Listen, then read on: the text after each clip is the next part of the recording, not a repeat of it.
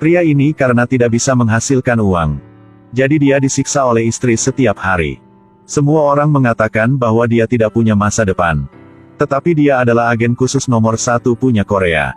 Setiap tidaan pasti akan menyelesaikan tugas dengan sangat baik. Dia menjadi idola dalam dunia agen Korea. Tetapi semua itu tidak membuat dia senang. Karena dalam hati dia hanya ada satu keinginan. Dia ingin menjadi seniman komik. Karena dia tidak suka setiap hari harus membunuh orang lain lagi. Dalam satu misi lompat dari pesawat, dia pura-pura kuncinya rusak. Jadi tidak bisa membuka parasut dan tenggelam ke dalam laut. Terorganisir setelah mengetahui ini. Diam-diam lakukan pemakaman untuk dia. Atasan menangis sampai habis air mata. Dan John sedang nyatai di laut. Hari-hari impian telah tiba. Ketika menjadi seniman komik, John baru menyadari jika dia bukan jenius. Menulis terlalu membosankan. Gaji setiap bulan juga sangat kecil. Setiap pengiriman naskah, John harus memutar otak untuk berpikir. Sangat sulit baginya untuk menerbitkan komik dia. Tapi komentar semua tidak bagus. Beberapa orang mengatakan bahwa menggambar dengan kaki mereka lebih baik daripada dia. Menghadapi penghinaan ini, John sangat kecewa. Dia juga ingin menulis cerita yang bagus. Sampai suatu hari, dia datang dengan ide baru saat berbicara dengan putrinya. Ayah bisa menulis kisah hidup ayah sendiri. John juga berpikir ke situ. Tetapi dia tidak berani. Karena semua yang dia melakukan di zaman dulu itu adalah rahasia punya negara ini. Tidak bisa diungkapkan. Tetapi berpikir berapa kali lagi. Dia menerima satu panggilan. Itu panggilan dari editor. Katanya komik John tidak bagus. Komentar yang jelek udah hampir 20.000 ada. Nanti jangan kontak ke dia lagi. Setelah itu langsung matikan HP-nya. John tidak ada kesempatan untuk jelaskan apa. John jadi pengangguran. Hanya bisa jadi tukang bangunan aja. Tetapi mandor tidak menyukainya. Sering mengatakan bahwa John adalah orang malas. Bahkan meludahi ke wajah dia. John sendiri minum miras di rumah. Membuka laptop dan melihat omelan dari para pembaca. Akhirnya John tidak bisa menahan lagi. Dia ambil pensil. Dengan marah duduk dan gambarlah cerita tentang hidup dia. Setelah selesai, karena lagi semangat, dia latih berapa seni bela diri di dalam rumah. Lalu berbaring di lantai menangis dan langsung tidur. Di hari berikut, ketika dia bangun, John melihat ke meja. Sarapan pagi udah disiapkan oleh istrinya. Apakah istri salah minum obatnya? Sang istri suapin untuk dia makan lalu berkata, "Komik yang kamu baru posting sangat bagus. Tunggu komik yang mana?" John bergegas ke kamar. Dia baru melihat. Komik yang dia bergambar kemarin sudah diposting oleh istrinya. Dapatkan banyak sare. Dan komentar yang baik. Ya ampun, apa yang sudah terjadi ini? John langsung datang ke kantor editor. Minta tolong sama dia untuk hapus komik baru. Tetapi editor bilang, apakah Anda sudah gila? Cepat pulang ke rumah dan membuat episode terbaru. Dia menggunakan kaki untuk tendang John keluar. John hanya bisa balik ke rumah. Melihat di luar mulai hujan. Dia langsung bawa payung untuk menjemput putri di tempat sekolah. Dan hasilnya melihat putri sedang berjalan sama teman. Ayah teman jemput anak dengan pakaian yang rapi. Dan naik mobil mewah. John terlihat agak sedih. Dia tidak berani berlari ke depan anak. Diam-diam melihat ayah teman anak dia antar anak dia pulang ke rumah. Setelah sampai ke rumah, John beresin barang. Tidak sengaja melihat buku harian punya anaknya. Di situ menulis jika keluarganya sangat miskin. Anak ingin kerja mencari uang untuk dia bisa bantu orang tuanya. Setelah baca sampai sini, John sangat sedih dan malu. Dia memutuskan jika komik sudah hot seperti itu. Dia tidak bisa banyak pikiran lagi, selain kata, biarin saja di dalam otak. Dia langsung duduk untuk membuat komik baru lagi. Dengan cepat episode kedua udah selesai. Tanpa diduga di hari berikutnya, komik dia disukai oleh banyak orang. Di tempat menunggu bus. Atau di pertigaan jalan. Semua sedang membaca komik punya dia. Sampai murid punya istri John juga baca komik punya dia di dalam kelas. John memberi putrinya kejutan. Dia membeli piano baru untuk putrinya. Mereka semua sangat senang. Tetapi mereka tidak tahu jika bahaya sudah mendekat. Komik punya John sangat laris. Sudah dilihat oleh pemimpinya. Pemimpin langsung kirim komik itu ke Departemen Intelijen. Ada seseorang berspekulasi tentang seorang komando yang meninggal pada misi sebelumnya. Dan perilaku punya John merupakan menjadi pengkhianatan negara. Jadi pemimpin mencari ke kantor editor komik, menggunakan kekuatan untuk mengancam. Mereka tahu bahwa John adalah penulis manga ini. Tetapi sekarang dia tidak ada di sini, dia sedang kerja di lokasi bangunan. John sedang dimarahi oleh pengelola. Orang depan ini tidak tahu. John bukan orang biasa. Sering memukuli kepala dia. Lalu minum air dan meludah ke mukanya. Agen khusus dari luar datang untuk bertugas.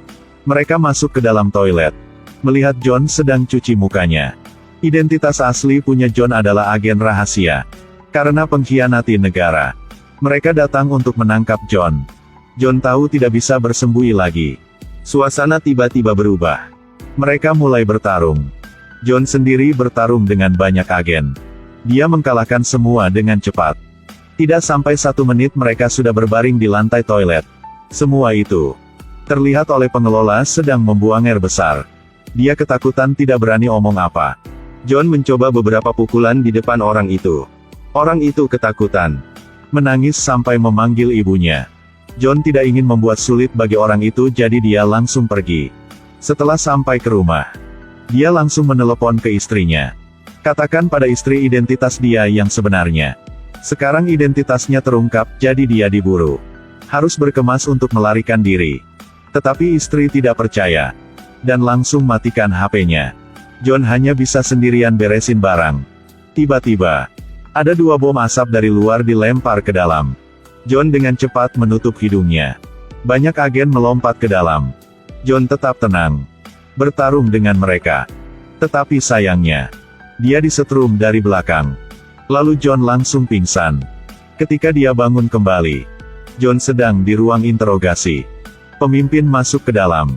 Marah sama dia, kenapa membawa rahasia negara dan tulis ke dalam komik. Tanya John apakah dia adalah mata-mata. John bilang dia membuat komik untuk cari makan sehari-hari saja. Tapi dia tidak bisa membuktikan sekarang. Di dalam saat itu, telepon punya John berdering. Adalah suara orang asing. Orang berkata, istri Anda sedang ada di sini. Jika ingin selamatkan dia, dalam 20 menit, John dengan pemimpin harus datang ke tempat orang itu. Setiap melewati 5 menit, orang itu akan memotong 1 jari punya istri dia. Tetapi John sekarang, tangan dan kaki sedang diikat. Harus melakukan apa sekarang? Tidak lama kemudian, John tiba-tiba omong. Dia adalah mata-matanya. Dia akan mengungkapkan. Tetapi dia ingin obrol dengan pemimpin saja. Pemimpin duduk di depan John. John minta sebatang rokok. Pemimpin tidak banyak pikiran. Ulurkan tangan ke depan.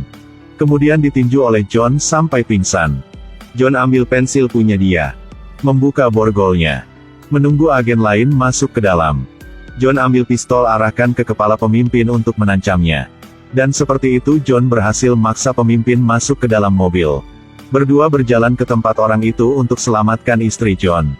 John di dalam mobil mengatakan yang sebenarnya kepada pemimpin. Pemimpin agak sulit untuk mengerti. Tidak tahu siapa yang ingin tangkap John. Mereka berdua sudah mencari masalah dengan siapa. Akhirnya mereka mengingatkan dalam satu misi sudah pernah menangkap 1 orang teroris. Untuk memaksa interogasi. Lalu setrum membuat orang itu meninggal. Orang itu masih punya 1 saudaranya, adalah kakak dia. Sepertinya sang kakak ingin membalas dendam untuk adik dia. Di saat mereka sedang obrol. Ada 1 orang kirim video ke John. Ada orang sudah culik anak dia. Bersiap lempar anak dia keluar dari mobil. Dan orang yang culik anak dia adalah Menteri Intelijen. Menteri Intelijen ingin John bawa pulang pemimpinnya. Jika tidak dia tidak akan bisa ketemu dengan anak lagi. Satu sisi adalah putrinya. Dan sisi lain adalah istri dia. Dia sangat putus asa. Akhirnya dia masih datang ke tempat yang culik istri dia. John menabrak kepulahan bawahan penculik istri dia. Istri dia teriak. Sayang jangan kesini. Tidak ada yang bisa percaya bahwa John langsung muter balik. Kabur di depan ribuan mata yang sedang melihat dan tidak bisa mengerti apa. Maafkan aku.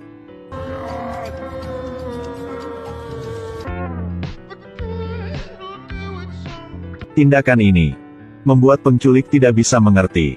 Istri marah karena tidak bisa tendang mati suaminya. Suami macam apa kamu, bajingan? Istri ditangkap. Anak juga ditangkap.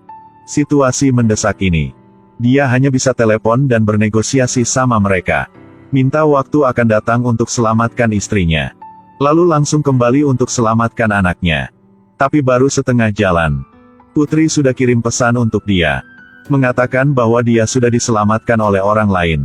Di saat putrinya diculik. Teman baik punya dia adalah Chul karena tidak bisa menahan diri. Chul pura-pura jika anak itu sakit perut anterin dia ke toilet. Sebenarnya bahwa dia kabur dari situ. Putri dan Chul dengan cepat sudah bertemu dengan John. Sebelum berangkat untuk selamatkan istri, John masih ada urusan lain. Jadi dia pukulan muka Chul. Membuat dia mimisan. Dia kasih tahu Chul. Jadi cerita seperti ini, kamu ingin menangkapku, tetapi dipukul sama aku. Menunggu menteri datang menemui Chul. Dia percaya Chul tidak mengkhianati dia. Sekarang John dengan pemimpin sedang di jalan menuju ke tempat istri. Mereka turun dari mobil. Sang putri juga diam-diam menunggu di dalam mobil. Dia menelepon ke menteri. Video call langsung untuk dia bisa melihat. Pemimpin diikat ke kursi. Banyak kabel listrik telah dipasang ke tubuh dia. John didorong keluar. Mereka ingin John yang menyiksa pemimpin dia. Jika tidak istri dia akan mati. John tidak punya pilihan lain. Pemimpin menjerit kesakitan. Adegan ini dilihat oleh menterinya. Dia langsung kirim agen masuk ke tempat penculiknya. Banyak agen khusus muncul. Mereka sangat kuat. Dalam sekejap mata sudah bunuh banyak orang. Situasi dengan cepat dikendalikan. Lalu menteri beri perintah harus nembak mati John. Dia bilang John adalah pengkhianat. Tidak menyangka Chul melompat untuk menahan peluru untuk John.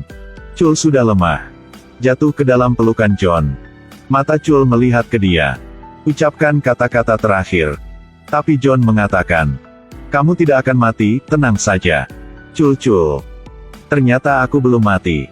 Chul dipukul di muka sama John, langsung sadar. Menteri sangat marah. Dua orang bego sedang melakukan apa ini? Cepat menembak lagi. Tapi pada saat itu, bawahan di samping tiba-tiba jatuh ke lantai. Tim penculik ada penembak jitu. Dia berdiri di atas tinggi. Menembak mati orang punya menteri intelijen. Dan menembak John berapa kali juga. Menteri sekarang harus mundur. Penculik dengan cepat sudah mengelilinginya. Tapi pemimpin tim penculik menuju ke depan istri dan anak punya John ingin menembak mati mereka. Tiba-tiba John hidup kembali. Dia ambil pistol. Lempar ke arah bom yang dekat situ. Dalam kekacauan dia peluk istri dan anak. Membuka pakaiannya. Ternyata John selalu memakai rompi anti peluru. Tidak heran dinembak berapa kali tidak mati. Dia memberikan rompi anti peluru kepada istri dan putrinya untuk dipakai. Lalu ambil satu pistol. Satu kali tembak, satu orang, dua kali tembak, dua orang jatuh. Tetapi peluru sudah habis. Jadi harus bertarung dengan tangan sendiri. Siapa yang bisa melawan dengan agen nomor 1 punya Korea? John datang ke ruang bosnya. Bos sedang pegang pistol. Terus-menerus menembak. Tapi John berhasil mengelak. Dia melompat tendang orang itu jatuh ke bawah. Mereka berdua jatuh keluar jendela. Tempuran selesai di sini. John berhasil selesaikan misi terakhir. Beberapa waktu kemudian, tidak terduga, Chul datang mencari dia. Dia omong ada misi butuh bantuan dari John. John sudah menolak undangnya. Karena hidup dengan damai sedang menunggu John di depan. Bukankah lebih baik hidup melalui hari-hari dengan damai?